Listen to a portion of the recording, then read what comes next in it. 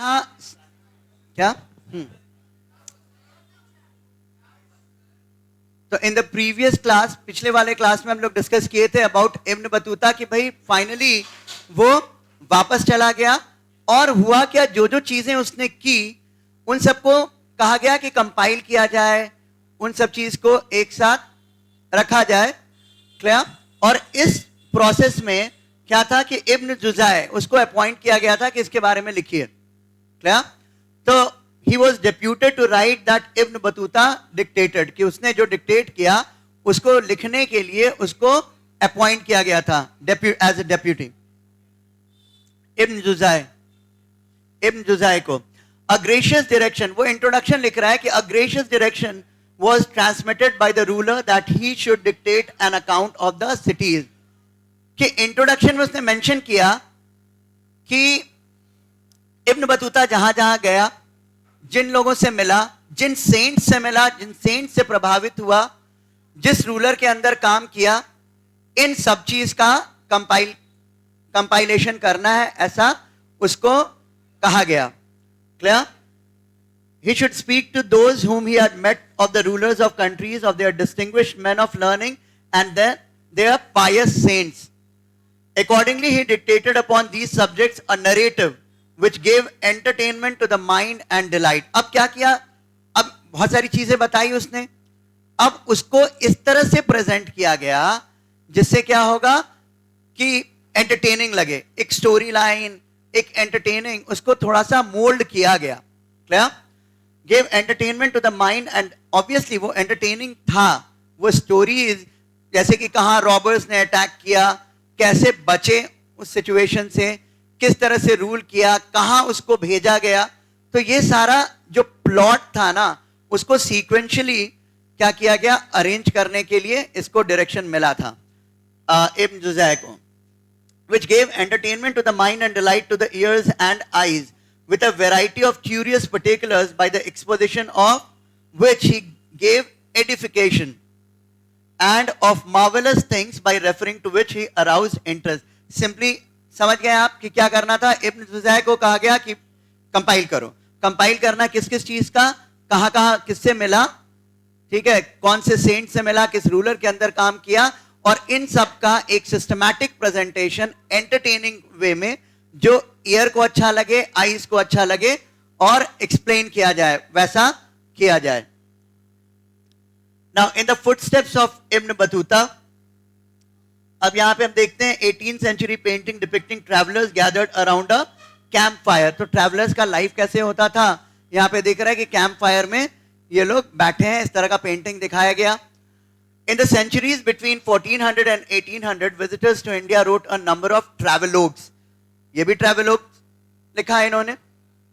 और इस दौरान क्या हुआ कि बहुत सारे visitors गए, और travelogues in Persian। At the same time, Indian visitors to Central Asia, Iran and the Ottoman Empire। तो ये important locations था वेस्ट एशिया का, और इंडिया तो सेंटर में रहा ही हमेशा से, एक क्यूरियोसिटी इंडिया को जानने के लिए हमेशा से रही। तो पर्शियन ट्रैवलर्स भी बाद में क्या हुआ, अब्दुल रज़ाक भी आए। तो जैसा आगे आप पढ़ेंगे, आगे के चैप्टर में जब विजयनगर एम्पायर पढ़ेंगे, तो वो उन चीजों को ऑब्जर्व किया, ट्रैवलोग लिखा, और ट्रैवलोग में उसने सारा चीज एक्सपीरियंसेस को मेंशन किया।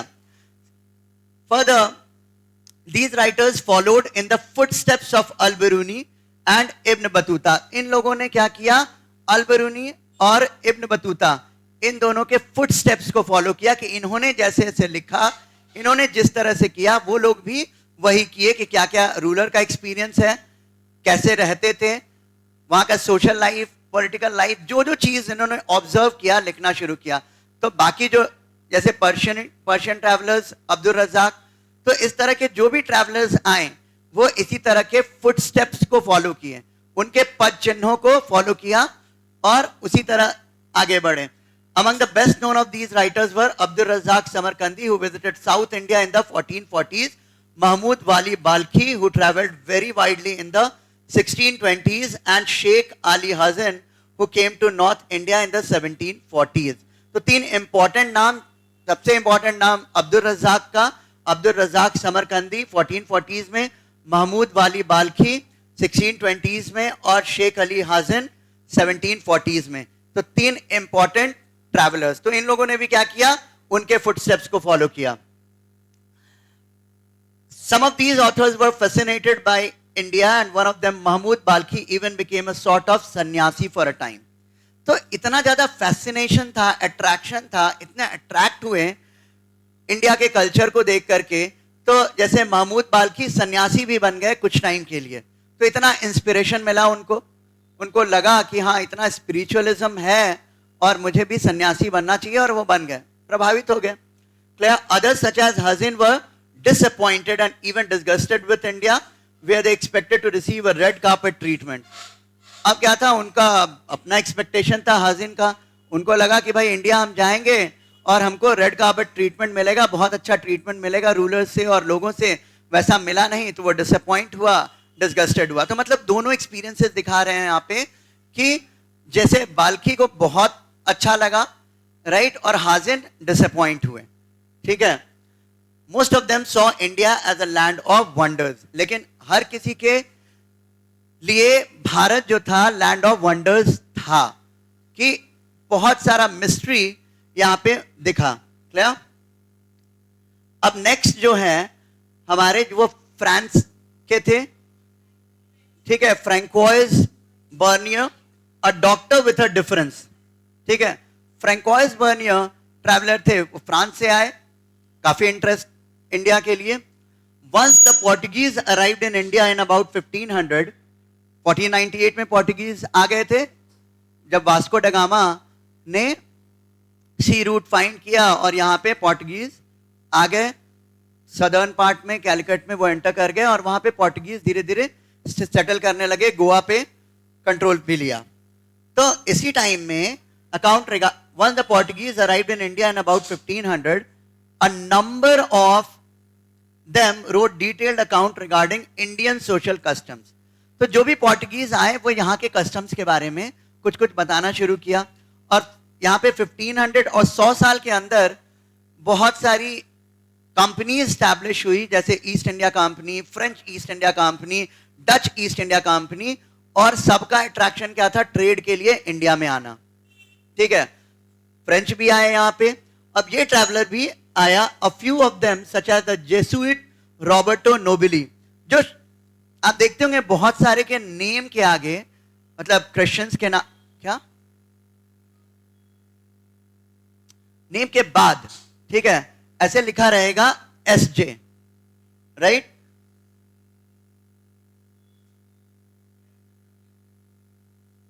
तो सबसे पहले जो प्रीस्ट आए इंडिया में, देवर SJ, और आज भी आपको दिखेगा सोसाइटी, देवर from society of Jesuit, Jesuit समाज नाम रहेगा, फादर XYZ, और लास्ट में लिखा रहेगा SJ, राइट। माइकल्स में मिल जाएगा बहुत सारा। तो सोसाइटी ऑफ जेसुइट क्या था, इनका ये जो आए थे, इनका मेन एम क्या था कि क्रिश्चियनिटी को स्प्रेड करना। अब अलग अलग वे से कन्वर्जन भी कराया, क्या, और एजुकेशनल वे में इंप्रूव भी करा हमारे सिचुएशंस को। लेकिन सोसाइटी ऑफ जेसुइट्स आया इंडिया, और पर्पस क्या था कि हाँ भाई क्रिश्चियनिटी को हम स्प्रेड करेंगे, क्रिश्चियनिटी को स्प्रेड करना इनका मेन पर्पस था। और सभी Jesuit Roberto Nobili even translated Indian text into European languages. तो जेसुइट नोबिली ने इंडिया के जो बुक्स हैं उसको यूरोपियन लैंग्वेजेस में, जैसे फ्रेंच, जर्मन, इन सब में ट्रांसलेट भी किया। Among the best known of the Portuguese writers is Duarte Barbosa. ठीक है, तो Duarte Barbosa पोर्टुगीज राइटर थे, who wrote a detailed account of trade and society in South India. तो इन लोगों ने भी साउथ इंडिया के बारे में लिखा, डिटेल्ड अकाउंट दिया, कितना ज्यादा वैभवशाली है, मंदिर जो है कितने वेल डिजाइंड है, और सेंटर ऑफ प्रॉस्पेरिटी है। इन सब चीज को डुआर्ट बारबोसा ने लिखा। Later after 1600 we find growing numbers of Dutch, English and French travellers, क्योंकि सारे ईस्ट इंडिया कंपनी चाहे डच ईस्ट इंडिया कंपनी हो या फ्रेंच ईस्ट इंडिया कंपनी हो, सब यहाँ पे सी रूट मिल गया था, ट्रैवल करके आ सकते थे यहाँ पे, तो यहाँ पे ट्रैवल करके आना शुरू किए। यहाँ पे अब चीजें ज्यादा आसान थी। पहले वो तो जैसे इब्न बतूता आया ट्रैवल करके कितना मुश्किल से, और यहाँ पे कंडीशन क्या हो गया था, सी रूट जो था वो क्लियर हो गया था, वास्को ड गामा ने सी रूट क्लैरिफाई कर दिया था, तो पहुंचना ज्यादा बेटर था सी रूट के through. Clear? One of the most famous was the French jeweler Jean-Baptiste Tavernier, who traveled to India at least 6 times. तो जीन बैप्टिस्ट टैवर्नियर 6 बार भारत आए, इतना फैसिनेट किया भारत ने। He was particularly fascinated with the trading conditions in India and compared India to Iran and the Ottoman Empire. Roman empire के time में, last year आपने पढ़ा है, तो जो बाइजेंटाइन एम्पायर और वहां पे से ऑटोमन एम्पायर जो ईस्टर्न पार्ट में था, तो वेस्ट एशिया में बहुत बड़ा ऑटोमन एम्पायर स्टैब्लिश था और इस्लामिक एम्पायर था ये। तो कंपेयर किया गया यहाँ के ट्रेड कंडीशंस, यहाँ पे कैसे ट्रेड होता है, व्यापार होता है, उस व्यापार के कंडीशन को वहां के व्यापार से कंपैरेटिव स्टडी किया। Some of these travelers, like the Italian doctor Manucci, never returned to Europe and settled down in India. बहुत अच्छा लगा भारत में ही सेटल कर गए, भारत में ही सेटल होके रहने लगे। ठीक है, बहुत अंग्रेज भी सेटल हुए थे जब भारत छोड़ के गए, लेकिन नंबर्स बहुत कम, और इसी के कारण अब पता ही है कि एंग्लो इंडियन मेंबर्स हटा दिया गया हमारे लोकसभा से। क्लियर? अब तो ये सब जो जिनको बहुत अच्छा लगा वो सेटल हो गए। Francois Bernier, a Frenchman, was a doctor, political philosopher and historian. Like many others, he came to the Mughal Empire in search of opportunities. जैसे बहुत सारे जो भारत आए, इतना बड़ा अट्रैक्शन था कि भारत सोने की चिड़िया है, भारत बहुत एफ्लुएंट है, बहुत रिच है, तो हमें बहुत सारे अवसर मिलेंगे। जैसे आज हम ट्रैवल करते हैं अलग अलग जगह पे फॉर अपॉर्चुनिटीज, कि अगर बिहार में अवसर नहीं है, कहीं और अवसर है, कहीं और अवसर नहीं है, तो कनाडा में चले जाएं, यूएसए में चले जाएं। तो ये अपॉर्चुनिटीज के लिए भारत आते थे। तो लगा कि भारत आएंगे, मुगल रूल था और अपॉर्चुनिटीज मिलेगा। Clear? He was in India for 12 years from 1656 to 1668 and was closely associated with the Mughal court as a physician to Prince Dara Shikoh. ठीक है, तो दारा शिको कौन था? शाहजहां का सबसे बड़ा बेटा। ठीक है, तो बड़ा मतलब स्पिरिचुअल टाइप का बंदा था वो, बहुत स्पिरिचुअल धार्मिक बंदा था। लेकिन वही औरंगजेब फिर बन गया, थ्रोन ले लिया, तो उसका वो eldest son of emperor Shahjahan and later as an intellectual and scientist with Danishman Khan and Armenian noble at the Mughal court. ठीक है, कुछ हो रहा होगा।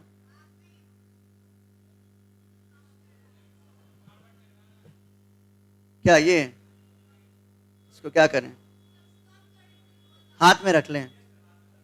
ठीक है, ठीक है, तो यहां पे देखते हैं वो क्या हुआ। मुगल कोर्ट में गया और दारा शिकोह का वो, ठीक है, फिजिशियन था, अपॉर्चुनिटी था उसके लिए। और दारा शिकोह बताया कि भाई शाहजहां का सबसे बड़ा बेटा बहुत धार्मिक था और उसको मतलब स्पिरिचुअलिज्म में बहुत ज्यादा था और हिंदू धर्म के तरफ भी अट्रैक्टेड था। क्लियर? हाँ, लेकिन औरंगजेब बहुत कट्टर था, फिर औरंगजेब ने ही शासन संभाल लिया। हाँ, दारा शिकोह को मार दिया गया था, दारा शिकोह को मार दिया गया था। ये सन्यासी था क्या? तो भाई ही था ना, सबसे बड़ा बेटा। लेकिन नॉर्मली जो प्रथा क्या है पैट्रिलिनी में, क्या होता है कि जो सबसे बड़ा बेटा बनेगा नहीं, जो सबसे बड़ा बेटा होगा वो राजा बनेगा। लेकिन बावजूद इसके औरंगजेब बना। क्या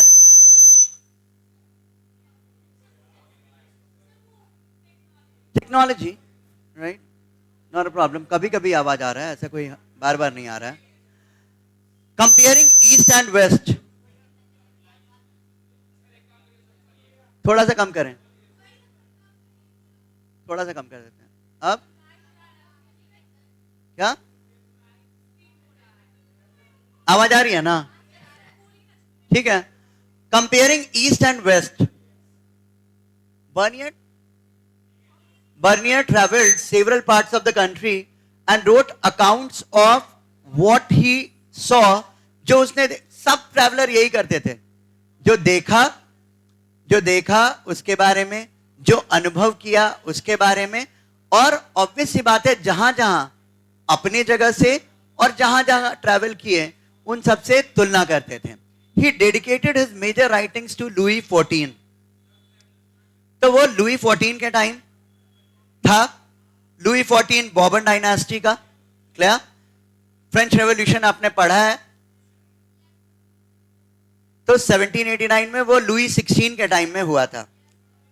और ये जो बॉर्बन डायनास्टी, ऐसा नहीं है कि लुई 16 ही ये लुई 14 है. तो ऐसा नहीं है कि लुई 16 ही एक्स्ट्रा वेगेंट था, लुई 16 ही इनएफिशिएंट था. ये लुई 14 के टाइम से ना फ्रांस का कंडीशन खराब होता गया और ये लोग बहुत लैविश लाइफ जीते थे. और जैसे लुई 16 के बारे में पढ़ा है तो लुई 14 के टाइम से ही पूरा ये सिचुएशन खराब होने लगा. तो उसने दिया, he dedicated his major writings to Louis XIV, the king of France, and many of his other works were written in the form of letters to influential officials and ministers. तो जैसे जो letters लिखे जाते थे तो वो भी एक सोर्स है. सोर्स होगा ना? कैसे होगा सोर्स? आप बताइएगा. Green shirt, T shirt, letters हैं, बहुत सारे ऑफिशियल लेटर्स हैं. पहले भी हम लोग डिस्कस किए हैं कि ये सोर्स होते हैं. तो कैसे एक सोर्स का काम करेगा? एक स्रोत है इतिहास का और इस समय की जानकारी दिया, तो कैसे दिया? लेटर्स कैसे हो सकता है? सोचिए, बहुत सिंपल सा चीज है. लेटर्स जब हम, तो लेटर्स का कोई सब्जेक्ट मैटर होगा ना? सब्जेक्ट मैटर होगा. अब ऑफिशियल लेटर्स है, हो सकता है जमीन के लिए हो सकता है कोई इंस्ट्रक्शंस हो सकता है कोई मिलिट्री ऑब्जर्वेशन हो. क्लियर? तो मिलिट्री इंफॉर्मेशन, ट्रेड इंफॉर्मेशन, ये सारा इंफॉर्मेशन, बहुत सारे जो लेटर्स का कंपाइलेशन होता था उसके through influential officials and ministers, ये सारा उसने कंपाइल किया. Clear? In virtually every instance Bernier described what he saw in India as a bleak situation in comparison to developments in Europe. तो देखिए, इन लोग का तो माइंडसेट था ही कि ब्लीक का मतलब बुरा सिचुएशन, मतलब सो ब्लीक. अब यूरोपियंस का तो माइंडसेट था ही, इन्होंने क्या किया, चीजों को इस तरह से प्रेजेंट किया और सारे ऑथर्स, राइटर्स, इन सबको क्या करना था, इंपीरियलिज्म को, कॉलोनियलिज्म को ग्लोरीफाई करना था कि सबसे बेहतरीन है. हम कोई रूल करने का काम नहीं कर रहे हैं, हम तो ट्रेड करने आए थे. यहां का कंडीशन तो है एकदम बेकार, ये सब अनसिविलाइज्ड है. और हमारा काम क्या है, भगवान ने हमें ड्यूटी दी है कि हम क्या करें, सिविलाइज करें इनको. ठीक है? रुडयार्ड किपलिंग ने भी कहा, राइट? रुडयार्ड किपलिंग किस बुक के ऑथर है? Any idea? जंगल बुक लिखा है ना? तो इवन हमें पता नहीं चलता है, that was a presentation of colonialism. तो अब क्या है कि इनका माइंडसेट था, उन्होंने कहा कि अमन, it is the duty of the whites to civilise the blacks, right? तो it is the duty of the god duty of whites. तो ड्यूटी किसने दिया भाई? मतलब ईश्वर ने हमें ड्यूटी दिया था, हम भगवान का काम कर रहे हैं. ये अनसिविलाइज लोग, इनको सिविलाइज करें. तो इस तरह से प्रेजेंट किया इसने. तो इसने क्या किया कि जो भी कहा कि bleak situation in comparison to developments in Europe, कि यूरोप में जो डेवलपमेंट है उसके कंपैरिजन में यहां जो सिचुएशन है बहुत ब्लीक है, बहुत खराब है, जबकि वास्तविकता अलग थी। और हमें पता है क्लियरली कि किस तरह से यूरोपियंस एंड स्पेशली ब्रिटिशर्स ने हमें पूरी तरह से रून किया। आज जो कंडीशन है वो उसके लिए पूरी तरह से जिम्मेवार हैं वो। Clear? Now as we will see, this assessment was not always accurate. However, when his works were published, Bernier's writings became extremely popular. ऐसा नहीं कि सब कुछ जो लिखा था वो सही था, लेकिन जब इसका वर्क पब्लिश हुआ तो पॉपुलर हुआ, क्योंकि इंफॉर्मेशन तो था ना, कुछ चीजें इंफॉर्मेशन तो इसने दिया। Now, a painting depicting Tavernier in Indian clothes. Okay, समझ में आया? ये और वो कुछ कनेक्शन हो रहा है। क्लियर? ठीक है, ट्रैवलर था। क्या करें? साउंड कम करें, क्या करें? बड़ा कर दें, नीचे करें। हाँ बोलिए।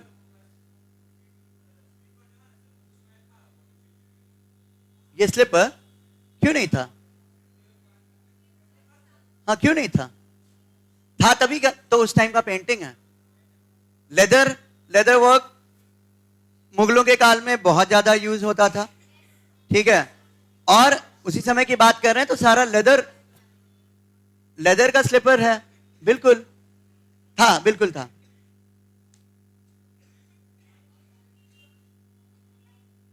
अब क्या है, travelling with the Mughal army. अब बर्नियर कहां था? क्या था मुगल कोर्ट में? क्या था? दारा शिकोह का फिजिशियन था। क्या मुगल कोर्ट में एक तरह से उसकी नौकरी थी। Bernier often travelled with the army. This is an excerpt from his description of the army's march to Kashmir. Army ने जब मार्च किया कश्मीर के तरफ तो उस समय का यह डिस्क्रिप्शन है, और आर्मी के साथ ट्रैवल करता था। ऑब्वियस सी बात है, दारा शिकोह का फिजिशियन था तो, और मुगल दारा शिकोह कौन था? शाहजहां का से बड़ा बेटा, ठीक है, दारा शिकोह था। Bernier often traveled. Okay, I am expected to keep 2 good Turkoman horses, and I also take with me a powerful Persian camel and driver. अब यहां पे देखिए, वो एक्सपेक्ट करता था हमेशा कि 2 टर्कमन हॉर्सेस, टर्किश हॉर्स, ठीक है, और घुड़सवार जो होंगे वो Turkish. I also take with me a powerful Persian camel and driver, a groom for my horses, a cook and a servant to go before my horse with a flask of water in his hand according to the custom of the country. तो ये normal सा custom था कि घोड़ा रहेगा, camel रहेगा, पानी रहेगा, ग्रूम रहेगा जो घोड़ों को कंट्रोल करने वाला, ये सबके साथ एक पूरा दस्ता की तरह ये जाता था। I am also provided with every useful article such as a tent of moderate size. अब ट्रैवल करना है तो कहीं कैंपिंग करना पड़ेगा, तो टेंट रहता था, ठीक है, a carpet, a portable bed made of 4 very strong but light canes, ठीक है, जो डंडा, जो केन्स, इन सब के साथ क्या होता था? टेंट भी रहता था, बेड भी रहता था, सब कुछ वो लेकर के, pillow, mattress, round leather table cloth used eight meals, जैसे उनका जो दस्तरखान होता था, ठीक है, जिसपे खाना खाते थे, तो वो सारा कुछ वो लेकर के चलता था। Some few napkins of dyed clothes, 3 small bags with culinary utensil, सारा जो खाने पीने का जो भी अलग अलग utensils होता है, वो सारे culinary utensils which are all placed in large bag, and this bag is again carried in a very capacious and strong double sack or net made of leather thongs. तो बड़ा बैग होता था, bag के अंदर सारा सामान ये सारा लेकर के चला जाता था। This double sack likewise contains the provisions. Provisions क्या? जो फूड आइटम्स, खाने के लिए जो जो चीज का जरूरत है वो सारा लेकर के चलते थे. Clear? I have taken care and provisions linen and wearing apparel both of master and servants. Master का भी और जो जो servants होते थे उनका भी कपड़े, मतलब simply सारा सामान जितना जरूरत का चीज होता था ट्रैवल करने के लिए वो सारा लेकर के चलता था. Clear? I have taken care to lay in a stock of excellent rice for 5 or 6 days consumption, of sweet biscuits flavored with anise, of limes and sugar. ठीक है, तो 5-6 दिन का बहुत अच्छा राइस लेकर के चलता था कंजम्पशन के लिए. Sweet biscuit flavoured with Annie's, herb होता था, एक हर्ब है एनीज, मतलब फ्रैगमेंटेड, उसको रखता था. और एक nor have I forgotten a linen bag with its small iron hook for the purpose of suspending and draining dahi or curds. तो क्या होता था, दही या कर्ड को क्या करते थे, जैसे एक हुक है, हुक से ऐसे लटका दिया ऊपर में. क्लियर? हाँ, मटके में लटकाया. Purpose of suspending and draining dahi or curds, nothing being considered so refreshing in this country as lemonade and dahi. ठीक है, लेमनेड और दही मतलब लेमन का ड्रिंक, क्लियर, और दही, ये सबसे रिफ्रेशिंग चीज था खाने के लिए, रिफ्रेश होने के लिए दही, क्योंकि इजीली डाइजेस्टेबल भी है और रिफ्रेश करता है.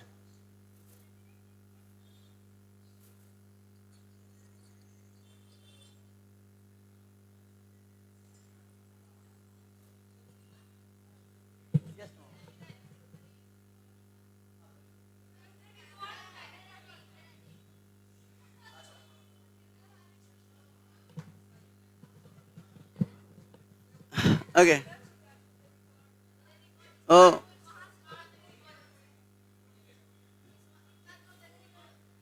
Okay. Fine. तो ये सारा चीज लेके चलता था. Clear? Now Bernier's works were published in France in 1670-71. तो इनके वर्क्स पब्लिश हुए 1670-71 में, इंग्लिश में, डच में, जर्मन में, इटालियन में, हर लैंग्वेज में पब्लिश हुआ अगले 5 साल तक. Clear? Between 1670 and 1725, his account was reprinted 8 times in French, and by 1684, it had been reprinted there 3 times in English. This was in marked contrast to the accounts in Arabic and Persian, which circulated as manuscripts and were generally not published before 1800. अब यहां पे तुलना का reason भी है. अब इनके work को इतनी बार पब्लिश किया गया. क्लियर? एक तो प्रिंट रेवोल्यूशन बहुत स्प्रेड था यूरोप में, और दूसरी चीज थी, हालांकि प्रिंटिंग तो 1448 में ही स्टार्ट हो गया जब गुटेनबर्ग ने प्रिंटिंग प्रेस दिया था, हालांकि बेस्ट फॉर्म में नहीं था, लेकिन 16-17 सेंचुरी आते आते प्रिंटिंग पूरी तरह से स्प्रेड कर चुका था. अब क्या है, इनके वर्क को बहुत बारी पब्लिश किया गया, जबकि अरेबियन पर्शियन ट्रैवलर्स, इनके वर्क जो है अनलाइक फ्रैंकोइस बर्नियर, इनके जो वर्क थे मैन्युस्क्रिप्ट के फॉर्म में थे, मैन्युस्क्रिप्ट में रह गए और 1800 के बाद ही पब्लिश हो पाया, और इसका तब तक इतनी बार पब्लिश हो चुका था. ऑब्वियस सी बात है, यूरोपियन ट्रैवलर था.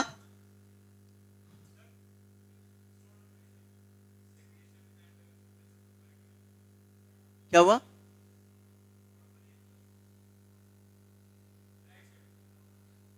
ठीक है. The creation and circulation of ideas about India. The writings of European travelers helped to produce an image of India for Europeans through the printing and circulation of their books. तो जैसा पहले हमने discuss किया, जो European travellers थे, उन European travellers ने India को प्रेजेंट किया अपने आईज के अकॉर्डिंग, अपने अकॉर्डिंग, जिस तरह से उनको बेनिफिट मिले, और अपने आप को ग्लोरीफाई किया. Clear? Later, after 1750, when Indians like Sheikh Itisamuddin and Mirza Abu Talib visited Europe and confronted this image that Europeans had of their society, they tried to influence it by producing their own version of matters. अब जब शेख इतिसमुद्दीन और मिर्जा अबू तालिब ये travel किए तो इन्होंने अपना version दिया। तो इन लोगों ने जो चीजें थी, ऐसे भी हमने पहले भी देखा कि जो अल-बिरूनी का देखा, राइट, तो वहां पे भी हम देखते हैं कि हाँ भाई ज्यादा ऑथेंटिक और ज्यादा क्लियर प्रेजेंटेशन, लेकिन इनका ना होने के फ्रैंकोइस अपने हिसाब से मैनिपुलेट किया, इवन दो ज्यादा पॉपुलराइज हो गया बिकॉज प्रिंट के प्रेजेंस के कारण, राइट, प्रिंट के प्रेजेंस के कारण पॉपुलराइज हुआ, तो उन्होंने अपना व्यू दिया। अब ये लोग जब गए तो इन्होंने अपना फिर वर्जन दिया, तो सब कोई अपने अपने हिसाब से इंटरप्रेट किए। क्लियर?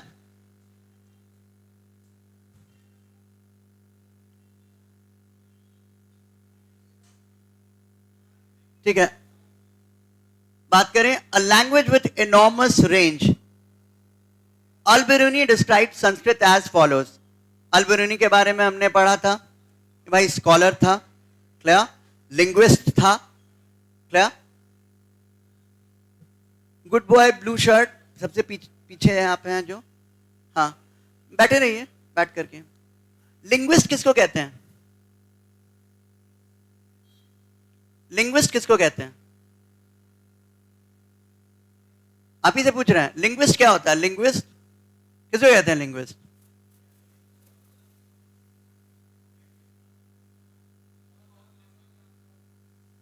एक भाषा को जानेगा तो लिंग्विस्ट नहीं कहलाएगा। अगर उस लैंग्वेज का वो जानकार है तो वो लिंग्विस्ट कहलाएगा, ठीक है। और जो बहुत भाषा का जानकार है निश्चित तौर पे, ठीक है, तो लिंग्विस्ट मींस लैंग्वेज पे पकड़ होनी चाहिए, isn't it? तो यहां पे संस्कृत पे भी पकड़ थी उसकी। If you want to conquer this difficulty, that is to learn Sanskrit, you will not find it easy because the language is of an enormous range, both in words and inflections, something like the Arabic. तो इन्होंने कहा कि अगर language सीखना है संस्कृत तो इतना आसान नहीं है, ऑब्वियस ही बात है। बाद में इतने लैंग्वेजेस हमने देखा, हमने लैंग्वेज का एवोल्यूशन भी पढ़ा था। तो पहले सारा संस्कृतिक लैंग्वेज, उसके बाद फिर क्या हुआ, धीरे धीरे क्या हुआ, पाली, प्राकृत, और उसके बाद क्या हुआ, हिंदी, अपभ्रंश हिंदी आया, ठीक है। पहले तो संस्कृत था। तो ये जो एवोल्यूशन हुआ वो सिंप्लीफाई करता गया, क्या? तो इन्होंने यही कहा कि एनॉर्मस रेंज है, बहुत बड़ा रेंज है संस्कृत का, तो आसान नहीं है। जिस तरह से अरबिक में भी बहुत सारे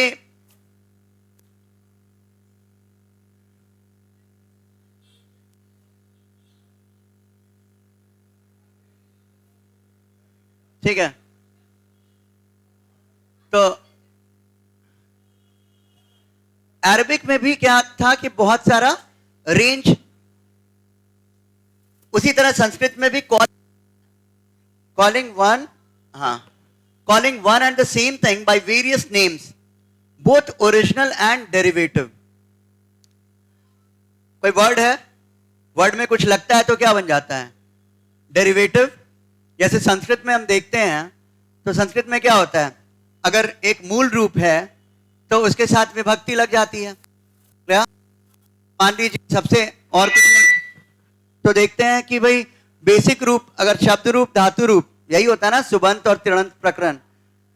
तो अब देव रूप है तो भाई अब पंचमी विभक्ति होगी तो देवात हो गया। तो इस तरह से क्या होता है कि ये सब क्या कहलाएगा? Derivatives, clear. अब जैसे पट धातु है या गम है तो गम का हो गया गच्छ, और वो उसके बाद वो डेरिवेटिव चलता रहता है, गच्छति, गच्छता, गच्छन्ति, जो भी आपने पता होगा। हाँ, तो ये कहा कि इतना क्या हुआ,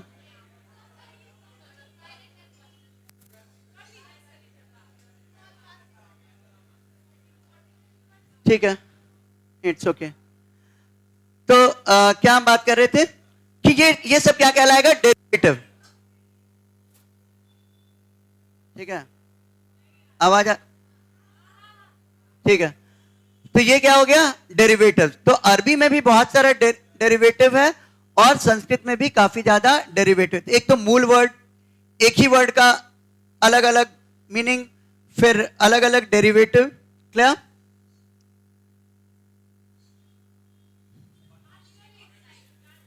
इधर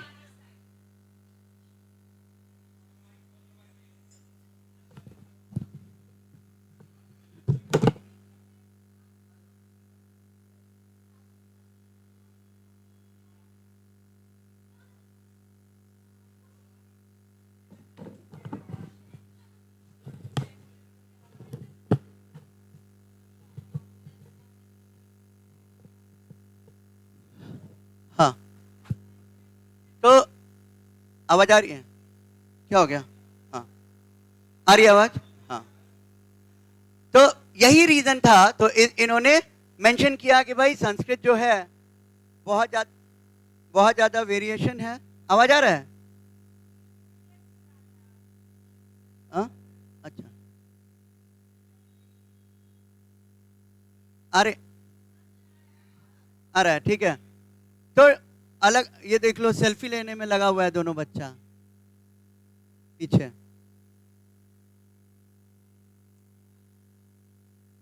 क्लियर है? Which in order to be properly understood must be distinguished from each other by various qualifying epithets. तो अलग अलग जो एपिथेट्स जो मेंशन्ड है, ठीक है, हाँ, मतलब जो जो अंकित है, जो लिखा है और श्लोक है, वो सारा से अलग अलग उसका इंटरप्रिटेशन होता है। From each other by various qualifying epithets, अलग अलग रूल, नियम, इन सब से क्वालिफाई होता है। तो सब कुछ इसमें क्या होता है, बहुत ज्यादा डेरिवेटिव है, इसलिए बहुत कॉम्प्लिकेटेड है। क्या? सिंपल यही है कि इन्होंने संस्कृत के बारे में लिखा कि जिस तरह से अरबी में बहुत सारे शब्द, बहुत सारे डेरिवेटिव, अब इसके कारण वो बहुत ज़्यादा कॉम्प्लिकेटेड हो जाता है और थोड़ा सा डिफिकल्टी है इसमें, थोड़ा सा टफ लैंग्वेज हो जाता है। यही चीज़ मेंशन किया और इसको अलग अलग संदर्भ में एपिथेट्स के थ्रू समझा जाएगा, यही कहा गया। क्या? Making sense of an alien world Al-Biruni and the Sanskritic tradition, overcoming barriers to understanding।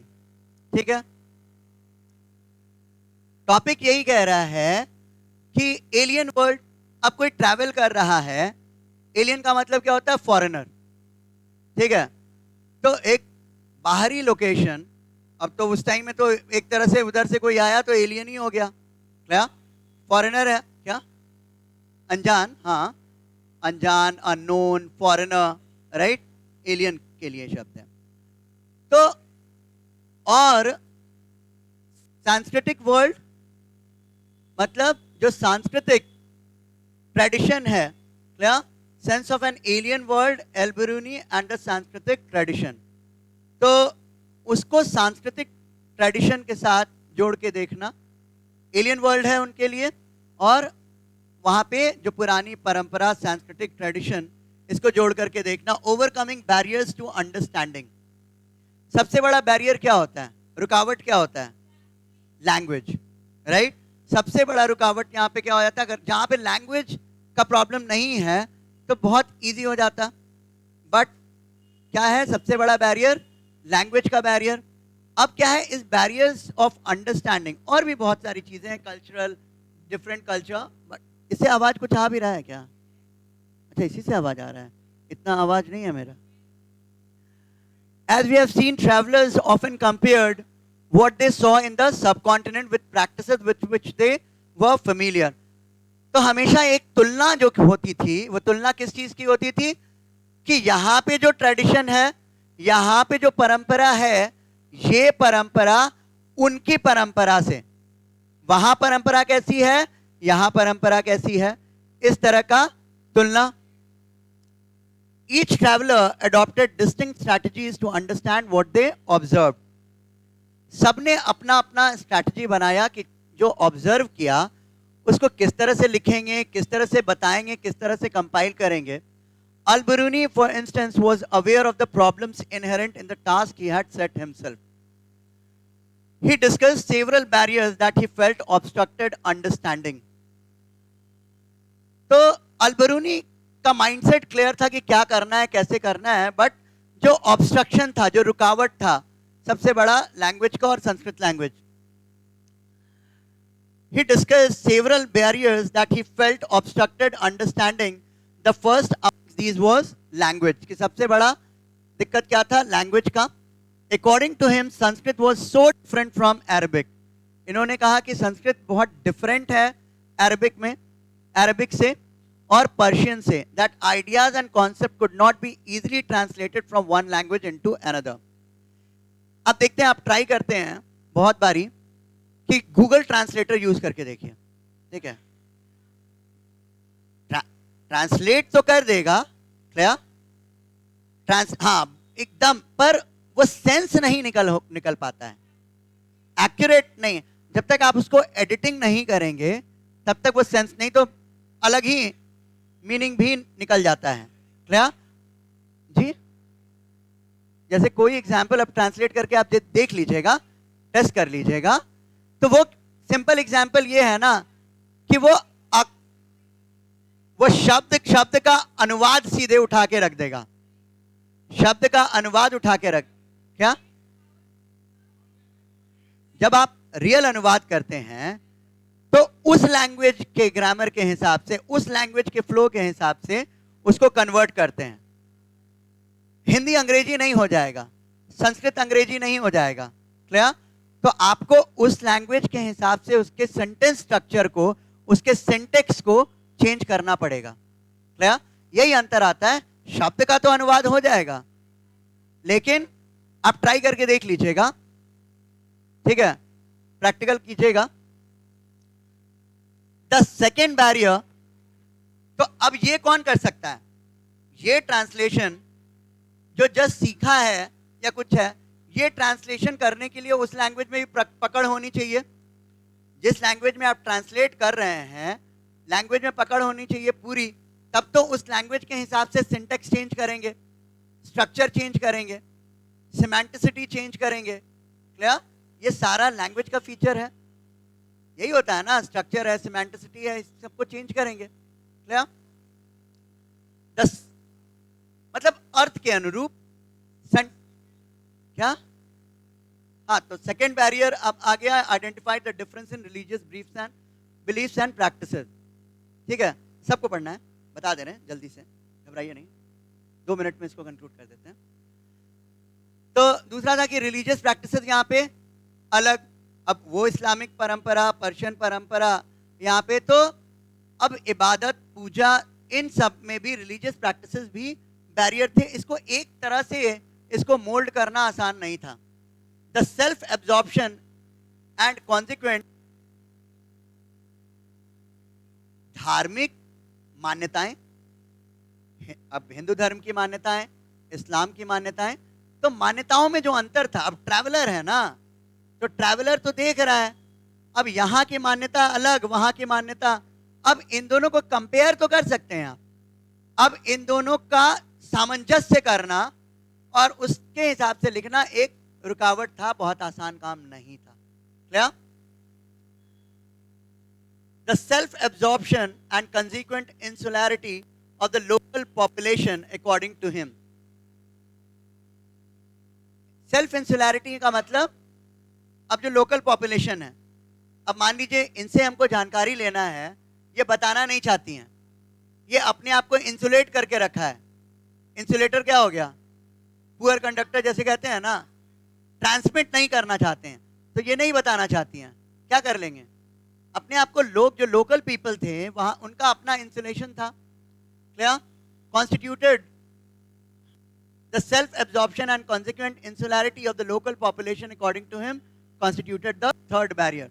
ठीक है, तो भाई बताना नहीं चाहते तो ये रुकावट, हम कहां से इंफॉर्मेशन लाएंगे?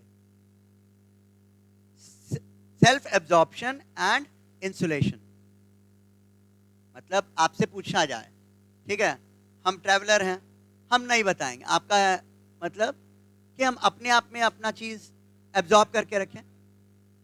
हाँ, सारी चीज नहीं बताएं, जब तक खुलेंगे नहीं, कोई नया है पूछ रहा है नहीं बताएंगे, तो आपका क्या था? सेल्फ एब्जॉर्प्शन, अपने आप में एब्जॉर्ब करके रखा है और हम नहीं बताएंगे, तो ये तीसरा बैरियर था। क्या किसी भी लैंग्वेज में पूछे, इंटरप्रेटर होता था ना, इतना ट्रांसलेशन सब सीख के आते थे, इतना ट्रैवलर ट्रांसलेट कर लेते थे, लेकिन आप बताने की इच्छुक नहीं होंगे तो कोई क्या कर सकता है? आप बताइएगा, पीछे सबसे पीछे गुड बॉय, 3 बैरियर क्या क्या थे? क्या?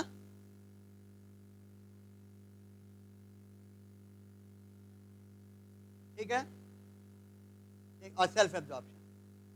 ठीक है, सेल्फ एब्जॉर्प्शन और क्या? नहीं, हमको लग रहा है कोई फॉरेनर कुछ पूछ रहा है,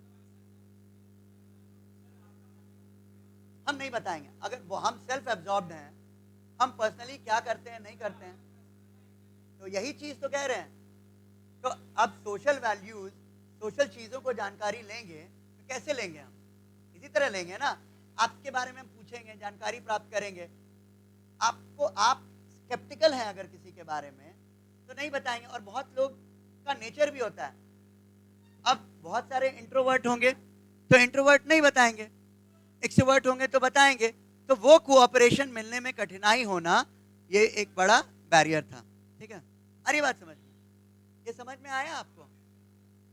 जैसे अपनी इच्छा नहीं है बताने की तो क्या कर सकते हैं? नहीं कर। ठीक है,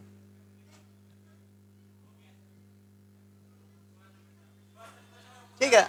अब ऐसे और क्या इंटरेस्टिंग है? What is interesting is that even though he was aware of these problems, ये सारे प्रॉब्लम्स के बारे में उनको पता था, उसको एक क्लियर आइडिया था कि क्या करना है। What is interesting is that even though he was aware, Al-Biruni depended almost exclusively on the work of Brahmins.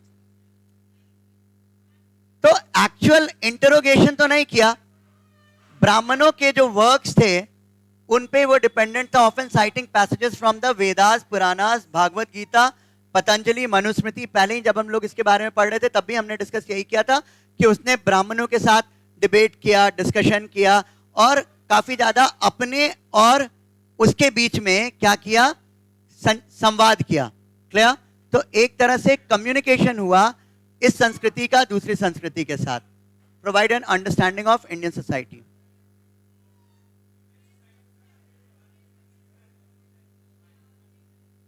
क्या इंडियन सोसाइटी? बहुत अच्छा प्रश्न है, मेरे ख्याल से कोई भी जवाब दे दे इस चीज का। इंडियन सोसाइटी, इनका क्वेश्चन सुनिएगा आप भी, बहुत अच्छा क्वेश्चन है, इंपॉर्टेंट क्वेश्चन है। इंडियन सोसाइटी को समझने के लिए बाइबल कुरान क्यों नहीं? इंडियन सोसाइटी को समझने के लिए, जैसे यहां पे हम बात कर रहे हैं कि मनुस्मृति, भागवत गीता, इन सब के, और जो भी हमारा, हाँ बिल्कुल, केवल हमारे शासक थे मुसलमान, लेकिन जो हमारी पद्धति थी, हमारा जो कल्चर था, वो सनातन कल्चर ही था। क्लियर? और सनातन कल्चर के लिए भगवत गीता, मनुस्मृति, धर्मशास्त्र, धर्मसूत्र, इन सबको ही देखना था। तो किस तरह वर्ण सिस्टम था, किस तरह की व्यवस्था थी, वो उसी तरह की थी, उसी में मिक्स कर रहे थे ना मुस्लिम। हमारा जो सोसाइटल लाइफ था, जो सामाजिक लाइफ था, वो तो वैसे ही था, समाज तो हमारा वैसे ही था, इसीलिए। ठीक है, समझ में आया आपको? क्या? तो 10% बताइए, जो डाउट है वो बताएंगे। क्या?